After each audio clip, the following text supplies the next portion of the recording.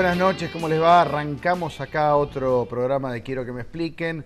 Ya saben, este año enfocados en en charlar, media horita con alguien que nos interese, alguien que pueda aportar una mirada un poco distinta o salida de la primera mirada, tal vez un poco apelando a la inteligencia lateral de personas que nos interesan para intentar dilucidar un poquito esta Argentina loca de la que formamos parte. Y hoy tenemos a Adriana Amado, esta bella mujer que ustedes van a ver ahora, que ha escrito varios libros. Ella es académica, es licenciada en letras, doctora en ciencias sociales y es una observadora fina, audaz, tal vez la más audaz de las que miran a los medios. Ella nos estudia a los periodistas, estudia a los medios, nos critica, nos hace pelota, nos da vuelta a los televidentes, al público, y ha escrito varios libros. Bueno, este es el último, Adriana, que se llama Política Pop, de líderes populistas a telepresidentes.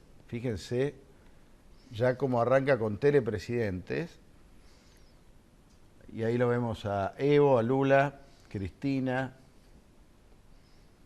a Evo, sí, a Correa, y a Chávez, que fueron los últimos grandes líderes latinoamericanos. Así que le vamos a preguntar a Adriana un poco sobre ellos y sobre todo sobre Macri y lo que se viene ahora, si es también un telepresidente y demás. ¿Cómo andas, Adriana? ¿Bien? ¿Cómo andas, Tato? Gracias. Gracias por los conceptos. Por favor, pero además es verdad, Adriana es amiga de los periodistas, pero nos observa todo el tiempo. Es un poco así. Sí, muy insidiosa, muy insidiosa. Escúchame, a ver, antes de meternos en Macri y todo lo que está pasando ahora con este espectáculo en el que se ha convertido la corrupción, vos hablas mucho de espectáculo y déjame preguntarte justamente sobre eso. ¿Cuánto incide el espectáculo hoy en la política? ¿Cuánto de lo que entendemos por política es en realidad espectáculo? Mira, casi te diría que el 100%. Y de hecho lo que no pasa por el espectáculo no lo entendemos o nos parece que no es comunicado. Nosotros somos sociedades que estamos la mayor parte del tiempo con la lógica del espectáculo, con las canciones, con el fútbol, con la televisión.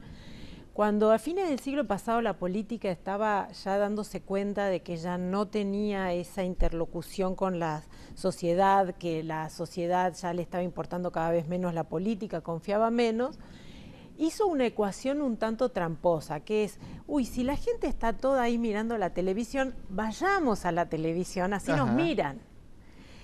Y ahí fue la trampa, porque la verdad que lo que buscamos nosotros en la televisión es entretenimiento. Y la política, cuando es entretenida, es una catástrofe, o sea, mejor que no sea entretenida. Entonces, lo que pasó fue que aparecieron estos líderes, que además son producto, son de la generación, de la generación que se crió mirando la televisión, y cuando tuvieron poder, ¿qué dijeron? Yo voy a tener mi programa de televisión, yo voy a tener mi diario, yo voy a tener mi radio, y todos se convirtieron en showmans. Ahora, en el caso, bueno, todos estos, uno lo ve, Evo, Lula, Cristina, Correa, Chávez, bueno, no sé tanto de Correa, pero todos se formaron, cuando eran jóvenes eran idealistas, creían en ideologías, y la política se movía sobre bandos ideologizados. Lo curioso es que el espectáculo que montan después, o por lo menos Cristina, y supongo que todos, es una farsa ideológica de alguna manera, ¿no? A ver, son personas con cierta militancia, pero no son intelectuales. Claro. No son de los, no sé, José Enrique Cardoso, claro, que es un intelectual de... Eran pichis. Cuando el mundo se debatía en ideologías pesadas, eran pichis, claro. Y digamos, fíjate que ellos pasaron y no dejaron una sola doctrina escrita. No hay libros. Digo, teniendo además tantos escribientes para hacérselo, es hasta curioso que hayan venido a hacer la revolución del siglo XXI y no dejaran más que videos en YouTube. Claro. Porque es como demasiado efímero ese legado. Sí. Me parece que hablaron en el lenguaje que ellos sabían, con el que se criaron, claro, y con el que sabemos todos. Por eso nos encantaron tanto. Porque lo interesante de estos líderes, y ahí falta, te diría, Uribe en Colombia, que si bien estaba un poquito más corrido a la derecha, también es un presidente pop, también tuvo su programa de tele y de radio. Peña Nieto en México, México, ni hablar, que claro. también que se terminó casando con una actriz de telenovela en una boda montada por Televisa de ensueño. Digo, lo que pasa con todos estos líderes es que así como lograron encantar porque nos hablaron en un lenguaje que todos entendemos, también nosotros le pagamos con el entretenimiento, y el entretenimiento es algo que a nosotros le dedicamos 2, 3, a lo sumo 4 horas por día. Pero no podemos estar las 24 horas entretenidas. Nadie está 24 horas entretenidas. ¿Y eso qué implica? Y eso pasa que al estos personajes hacer de su presidencia un espectáculo de 24 horas, se desgastaron, se agotaron, perdieron credibilidad. Pasó como con la cadena nacional en Cristina, en un momento era insufrible. Venía cadena nacional y todo el mundo se iba a otro lado. Y lo mismo pasaba con Chávez. Chávez llegaba a hablar hasta 7 horas de cadena nacional. Que ya era el prodigio de cómo no se levantaba para ir al baño, ya, porque era sin detenerse. Ahora, Chávez estuvo muchos años en el poder, el kirchnerismo 12. ¿Cuánto tuvo que ver este espectáculo en esa hegemonía? Bueno, era lo que te decía, que además el espectáculo no solamente encanta al afín, sino que también le da una razón de ser al opositor.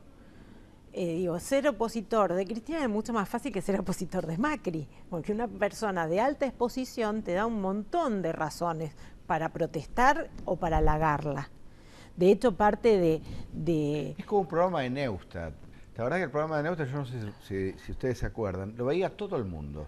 La mitad lo amaba y la otra mitad, ahí yo estaba, supongo que vos también, te agarraba una bronca las cosas que decía, pero lo mirabas igual. Bueno, pero nos pasaba con 678, nos pasaba con un montón de programas, porque ahí hay una cuestión que tiene que ver con los medios. Mirar un programa o comprar un diario no significa adherir. Esa fue la gran confusión que tuvieron estas personas. Por eso pensaron que los que leían Clarín eran opositores, cuando mucha de la gente que la votó Cristina compraba Clarín. Claro. O sea, no hay incompatibilidades, no hay ideología en el consumo inmediato. Mismo, en el espectador. Exactamente. Pues de hecho el espectáculo es un lenguaje que te dirías hasta... es apartidario. No digo que sea es desideologizado, porque ya es más complejo, pero no tiene partido. Y de hecho... Sí, hay gente que saliendo de la política que debe ver a Tinelli y no le gusta a Tinelli. Pero más vale. Y que vemos las telenovelas malas, porque es hasta divertido ver una telenovela. Yo no sé si te acordás, hace un par de años vi una telenovela que se llamaba Dulce Amor, que era malísima, con unos actores malísimos, y llegaba a tener 20 puntos de rating. Claro. Y la gente se preguntaba, ¿por qué es? Porque primero que no había nada al lado, era eso 678. Y segundo que a veces uno ve esos programas malos por el placer de ver algo malo. Ahora, deja de preguntarte, ¿el espectador se deja engañar? ¿Quiere ser engañado? Vos acá en un momento dado decís que digamos que nosotros los seguimos tratando como si fueran de verdad.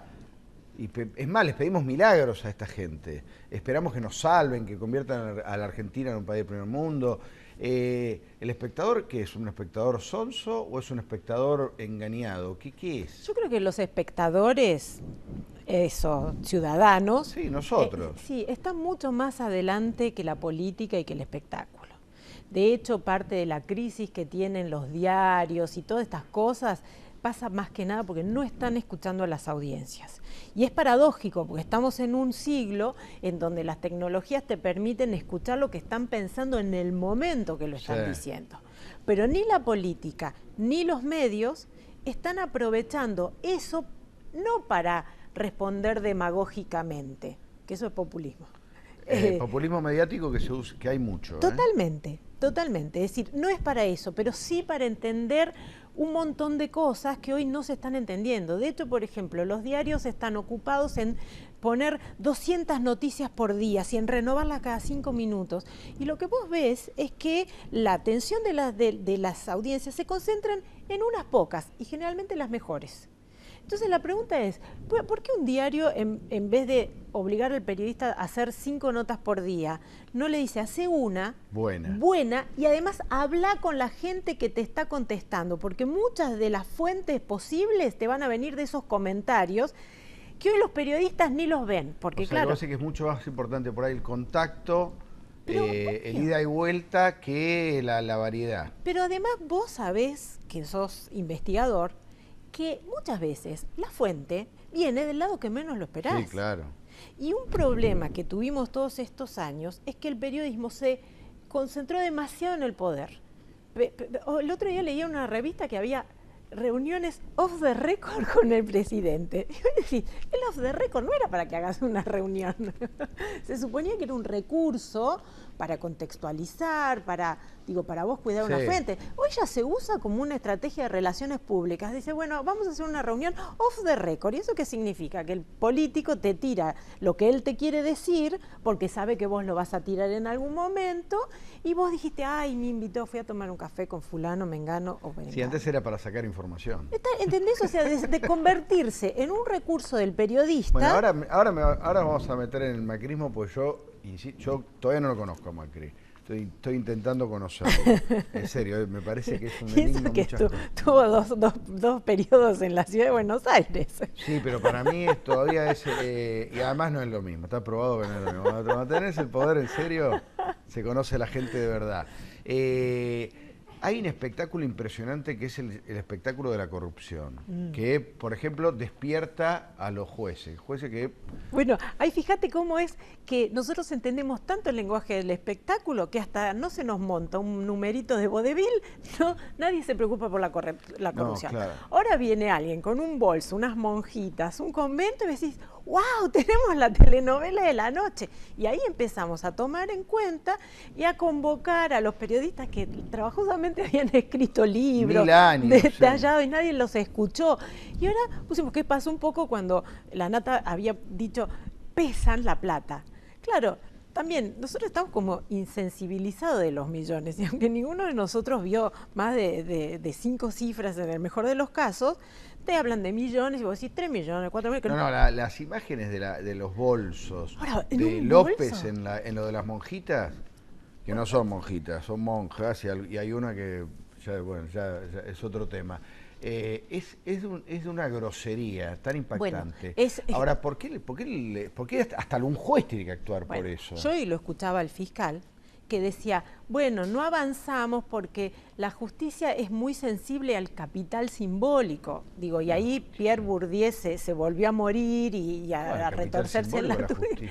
Claro, es decir, no puede ser que todo sea resuelto por lo que circula en los medios. A mí hace muchos años, y ya vamos a una pausa y seguimos y nos metemos más en la actualidad, un funcionario público me dijo, en confianza, en off the record, es tremendo esto del periodismo, me dice, nosotros les mentimos a ustedes, al otro día lo vemos en los diarios y nos creemos la mentira que dijimos. Está pasando un poco eso con la televisión, ¿no? Mira, esa frase la dijo un vienés que se llamaba Karl Kraus en 1912. Decía, los políticos le dicen cosas a los diarios y después les creen cuando los leen. Claro. Digo, que ese sí es muy eficiente, los medios. Los medios en el círculo informado son muy eficientes, en el sentido de que el político necesita esa imagen, no tanto para convencer a la opinión pública, sino para convencer a sus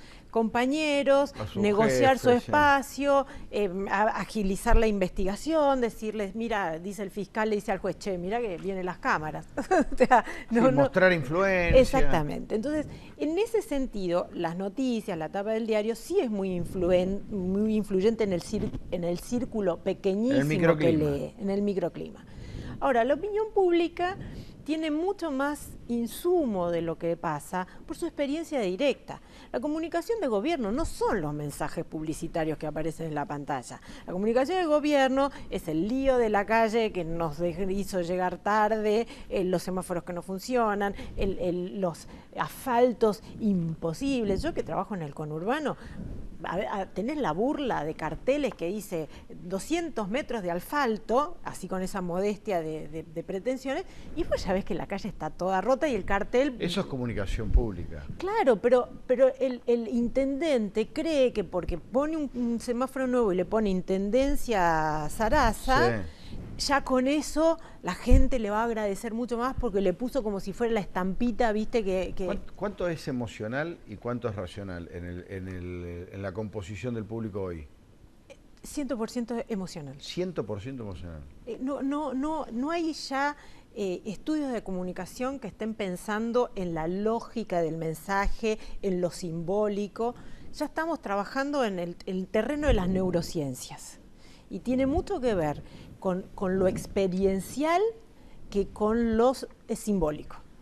Lo que pasa es que como nosotros venimos de una formación muy aferrada al discurso, muy aferrada a lo simbólico, todos pensábamos que el entusiasmo del kirchnerismo tenía que ver con el relato. Y el entusiasmo del kirchnerismo tenía que ver con una experiencia de bonanza económica, claro, que todos vivimos, que fue muy buena y que cuando se terminó, se terminó. Y aunque aumentó el relato, porque en la época de la crisis el relato se duplicó, no alcanzó. Es la economía, estúpido. Ya lo decía él. Vamos a una pequeña pausita y seguimos hablando con Adriana Amado. Dale.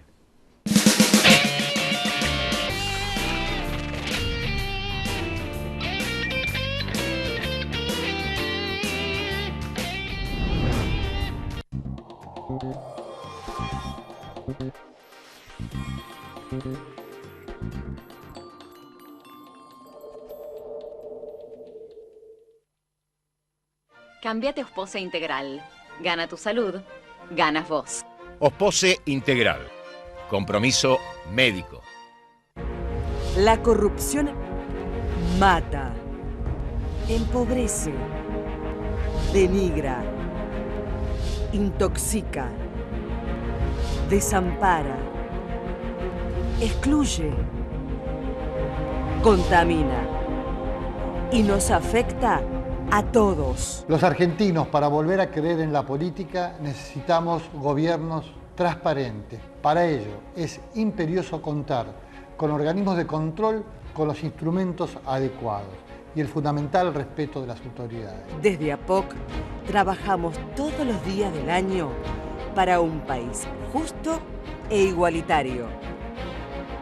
El Centro Médico Montserrat, por sus servicios médicos de excelencia en diferentes especialidades, obtuvo la distinción del ITAES, el instituto que acredita garantía de calidad médica. Centro Médico Montserrat, un nivel superior en salud.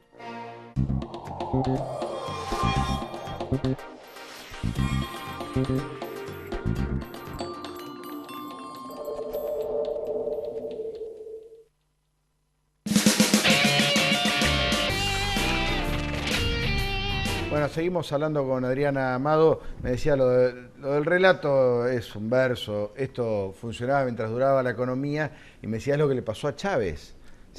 Bajó el precio del petróleo y se terminó todo. Se terminaron los apoyos económicos, empezó la crisis, empezó el racionamiento económico y entró la crisis. Ahora, eso no es decir estamos atados a la economía y no importa la política, no importa la comunicación, no importa nada.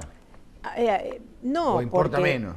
Importa menos, quiero decir, cuando yo hablo vos dijiste lo de la economía, yo hablo de la experiencia en general, yo digo está bien. La comunicación de gobierno no es solamente el mensaje, es que vos vayas a una repartición pública, te atiendan, que el colectivo llegue en el horario, que haya un policía que puedas recorrer. Es la gestión, estúpido. Es la gestión. Es la gestión porque eso es lo que te da las experiencias. Fíjate vos que en el análisis que se ha hecho de las elecciones 2015, todo el mundo estaba preguntando si era Durán Barba, si no era Durán Barba. Ahora, el hecho de que alrededor de la ciudad de Buenos Aires vivan 10 millones de personas que entran en algún momento del mes y que vienen de Avellaneda, Lomas del Mirador, 3 de febrero, que es una catástrofe en cuanto a infraestructura, y de pronto entran a la 9 de julio y esperan el colectivo con wifi gratis y con pantallitas que le dicen que viene el subte a tal hora, digo, ahí había también una experiencia de gestión que estaba contratando los dos candidatos y que se subestimó completamente. Se subestimó el transporte público, nosotros ya lo hemos hablado acá varias veces, es vital para la felicidad de las naciones. Totalmente. Vital. Y el kirchnerismo lo subestima mucho, o lo ha subestimado. Ahora hay que ver qué queda del kirchnerismo después de estos escándalos. Dejá de preguntarte sobre Macri. Venimos de una etapa, va a haber que resetearse, porque Cristina era una loca de los medios, Kirchner un loco de los medios, creían que los medios tenían más poder del que tenían, como vos bien señalás, y viene un tipo que, yo no sé ni siquiera si mira los diarios él. ¿Qué piensa Macri de los medios de comunicación? Yo, si tengo que juzgar por estos dos periodos previos, está bastante atento. Lo que no tiene es esa vocación por ser la primera figura. Ajá. Porque no me parece que le da el centro de la escena que buscaba el kirchnerismo, a él no le interesa. Además, no es un líder carismático, al estilo Kirchner, Néstor. Cristina no sé si era carismática en el sentido no, Cristina era buena oradora, que era otra cosa. Era Susana Jiménez de la política. Exacto, y sí. encantadora y atractiva ella como personaje, entonces todo el tiempo ella además sabía cómo tirar el titular del día siguiente, aún hoy sabe cuándo dosificar el tuit, cuándo mandar el videíto y consigue que todo el mundo esté hablando de ella. Macri no sé si tiene ese estilo, me parece que no, está demasiado volcado a esa otra obsesión de la gestión, pero lo que me parece que acá hay que sacar es la mirada de lo de gobierno. Pensar que la comunicación pública tiene los gobiernos como un actor, pero también tiene la ciudadanía y también tiene los medios. Bueno, eso es muy interesante, porque venimos de un tiempo político muy largo, donde se nos dijo que la política era todo. La política exactamente. Y la además, política de gobierno y además era todo. A vos, como periodista, te pusieron en el lugar de comentador, porque vos nunca accedías a las fuentes oficiales, no te atendían, ellos te preparaban el discurso, armaban la cadena nacional y vos tenías que escribir en el diario o comentar al día siguiente lo que ellos dijeron, pero no tenías nunca posibilidad de preguntarles. Entonces, cuando se habla de mala comunicación de gobierno, que a veces tiene que ver con que faltan elementos para evaluar la crisis, para evaluar la inflación, para evaluar el aumento de tarifas, lo que yo me pregunto es si esa información que falta tiene que venir del gobierno o no tiene que ser producida por el periodismo. Claro. O sea, ¿por qué estar esperando que tome la iniciativa? Te voy a confesar una cosa, el kirchnerismo, superado cierto momento de mucha tensión y muy insoportable, era muy cómodo para el periodismo crítico. Por supuesto. Para porque te la regalaban, era todo un regalo. Pero además... Ya no ibas a buscar la información porque no te la iban a dar. Total. Entonces lo único que tenías que hacer era responder a las barbaridades que hacían. Y comentar. Y comentar. Y fíjate vos cómo quedaron los periodistas que ahora van a una conferencia de prensa y no saben qué preguntar. Claro. Entonces le preguntan, ¿y usted cómo se siente ante el aumento de las tarifas? Y vos decís, eso no es una pregunta para hacerle a un ministro cuando lo tenés ahí enfrente. Ahora, preguntar implica ir más allá de lo que la fuente proporciona. Entonces quedamos en un periodismo muy dependiente de la fuente, muy dependiente de la cita. Fíjate que hoy mismo los invitan a los programas, a los políticos y le dice, ¿vio lo que dijo fulano de tal? ¿Usted qué opina de lo que dijo de tal? Que es como intrusos del espectáculo, pero en la política. Claro. Digamos, es comentar del comentario. El panelismo que se ve en la tele, Intratable, o todo el programa es panelismo. ¿Es hijo de esto? Obvio. Pero además, ¿cuándo aparece Intrusos? Intrusos es un programa que aparece después de la crisis del 2001. Y ya se instala como formato periodístico. Entonces hoy estamos todos contentos porque Intratables volvió la política a la televisión, cuando en realidad lo que no entendemos es que lo que generó es esa falsa sensación de discusión. Y que no es ninguna discusión, porque no es una discusión informada. Es un espectáculo televisivo. Es el talk show, de esos talk shows además que nunca sabés, ¿viste? Esos programas en donde nunca sabés si el caso que presentan es real o no es real, si está llorando en serio, si encontró el hijo perdido de verdad o no de verdad. Pero no importa, te quedás porque es divertido. Sí, exacto. Bueno. Donde no importa, que eso es un fenómeno muy de ahora, no importa si es verdad o no. Exactamente. Una de las cuestiones que nos queda de esta época es que pusimos todo en un relativismo tal que ya no hay certezas. Por eso perdimos las cifras, por eso no hicimos investigación, por eso seguimos repitiendo que los medios tienen muchos efectos sin que nadie se haya preocupado durante todos estos años de averiguar cuáles son los efectos, en qué consisten. Digo, repetimos consignas repetimos eslogans en la política, en la academia y en el periodismo, pero no investigamos. Y déjame agregarte algo, y en la opinión pública. Obvio. Porque a mí me impresiona mucho, yo lo percibo mucho en la radio, con los oyentes, cuando se instala una idea, Sí. no hay manera de modificarla. A mí me impresiona mucho y lo que será, porque te dice, si apareció un bolso, los que tendrán. Claro. Esos son los comentarios. O sea, puede sé ser yo que si sea tendrán? todo, puede ser que sea todo. Claro. O sea, pero esa inferencia... No, los que tendrá, ya está. Y hay otra cosa que también tiene mucho que ver con una nueva tendencia que tiene que ver con que la gente se aglutina en el que habla, digamos, en el que habla como ella. Entonces, fíjate que lo mejor que te pueden decir cuando te llaman a la radio es: usted dijo, Tato Yan, lo que yo siempre digo. Claro. Bueno, a mí cuando como ratificar el pensamiento. A mí cuando me dicen, ay, pienso igual que vos, yo le digo, pero un día no vas a pensar igual que mí, con lo cual no está bueno. No, que... ese día no te van a escuchar. Y bueno, pero cuesta, no vale. Y cuesta mucho, y te digo que lo ves en el Twitter, y con eso que vos decís que yo los peleo bastante y trato de hacerlo con cariño porque los quiero mucho, pero es lo que hay pero que no hacer. sabés lo que cuesta. Hay gente que se ofende mucho cuando vos le decís, mira, no es así, no es así. Por ejemplo, ayer estaban ofendidos en esta semana porque un medio no cubría toda la corrupción que cubría el otro. Y vos decís, a ver, cada medio tiene sus lectores y no hay una obligación constitucional donde vos tengas que cubrir lo que no tenés ganas de cubrir. Ah, no, más vale, cada uno puede hacer lo que quiere. Pero ¿de dónde sale esa cosa de que todos tienen que cubrir? Hay determinada información que tiene que estar cubierta. Es no entender que el periodismo es otra cosa. El otro día, conversando muy gentilmente, pues por suerte no me insulta nadie todavía en Twitter, pero se enojó un colega, como diciendo, no, tenemos que trabajar por los altos estándares éticos. No, nunca, ya pasó, ya no lo hicimos cuando había esa posibilidad, ahora ya es tarde.